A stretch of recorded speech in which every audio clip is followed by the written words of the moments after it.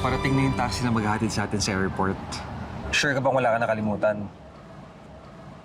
Oo naman. Sigurado akong nandito na lahat ng kailangan ko. I can't wait to be with you this weekend. Ako din.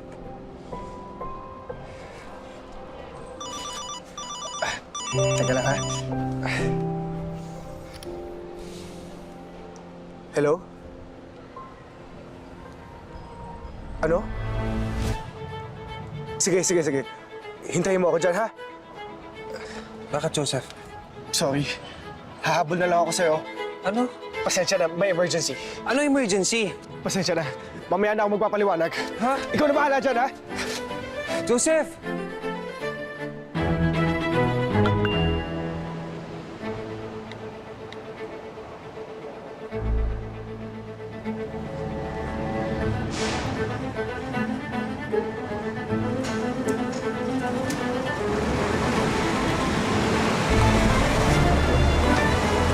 Airport, sir.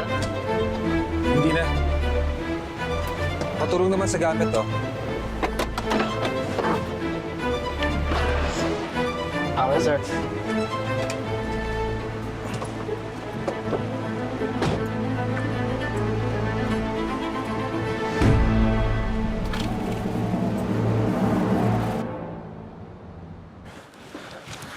Anding, ano nangyari? Kamusta siya?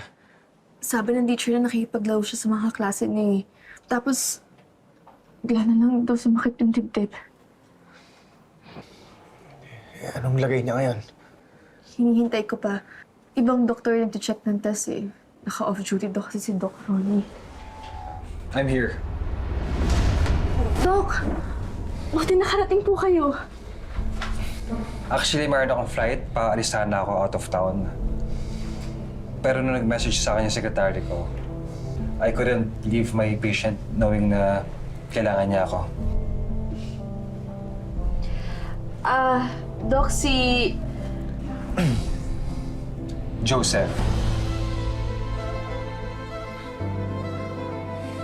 Nice seeing you again. Magkakilala kayo?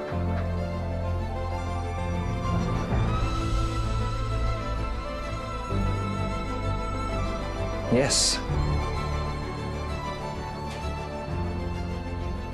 Medrep. Medrep, di ba? Alam ko, nag-order na ako ng gamot sa'yo a month ago. Oo, Doc. Kamusta ho?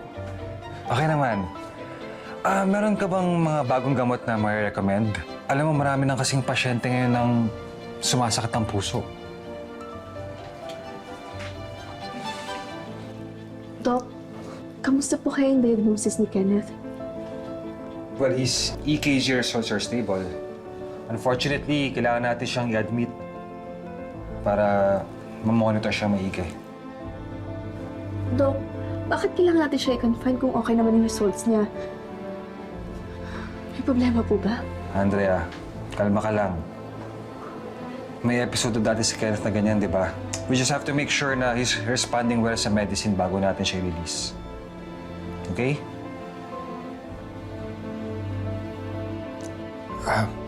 Doc, pwede ho ba kayong makausap saglit? Sure. Teka lang, ha?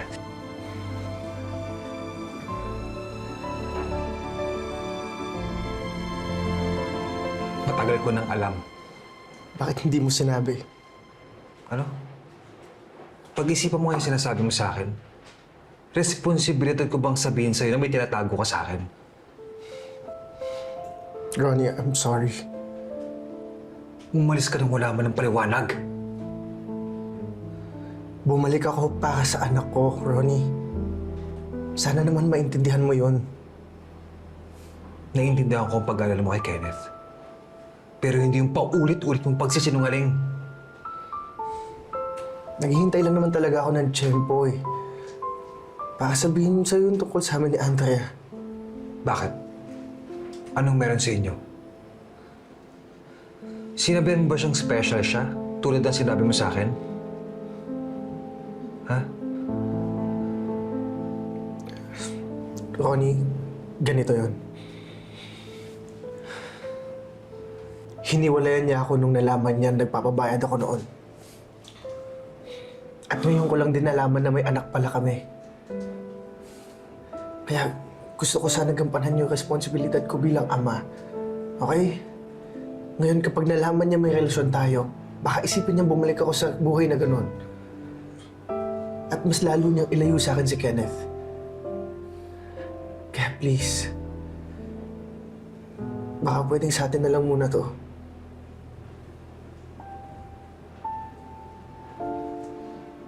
Please? Okay. Thank you. I'm not doing this for you. I'm doing this for Kenneth. At hindi mo na ako madadaan sa sorry mo at sa puppy eyes mo tuwing magsisinungaling ka sa akin.